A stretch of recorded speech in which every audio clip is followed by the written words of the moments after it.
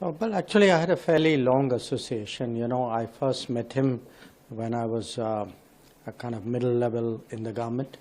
At that time, we started the CEO forum with the United States. He was a natural choice as a person who was to lead it. So those years, we used to work together quite closely, travel together to the US, when the Americans came over, talk to them as well. And then I renewed my, relationship when I went to Singapore.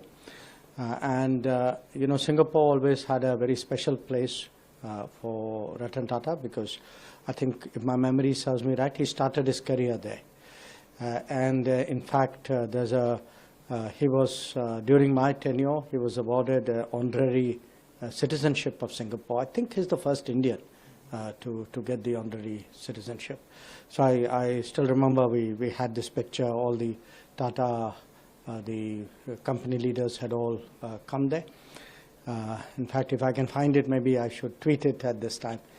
I also remember, because he once told me normally he didn't visit embassies, so he actually came and saw me in the High Commission there.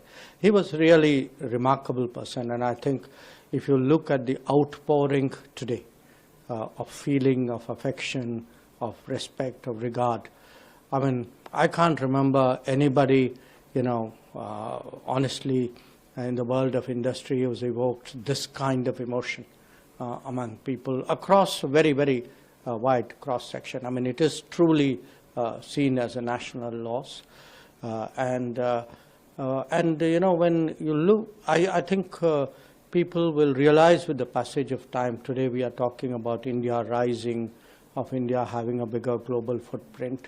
Ratan Tata pioneered that. I mean, he was a man ahead of his times. He took the Tata Group abroad in a way. I mean, today if there's a sort of a global, there's a global recognition of Indian industry. I think Ratan Tata deserves that credit.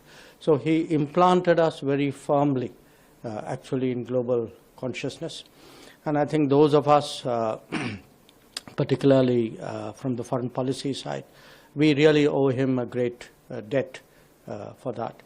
Of course, after I retired from the Foreign Service, I joined the Tata Group. I joined Tata Sons. I had many opportunities to sit down, talk to him. He had a tremendous understanding of the world on one side, the world of, my world, I could say, the world of international relations, but a tremendous understanding of the world of technology and business as well. And he would actually bring that together. I think I will remember those conversations in his office, in Mumbai very much. And I saw him maybe about a year and a half ago, last time when I was in Mumbai. But he was, we use these words sometimes, someone who's a titan, who's a great person. But believe me, there's no adjective, no description which would match his.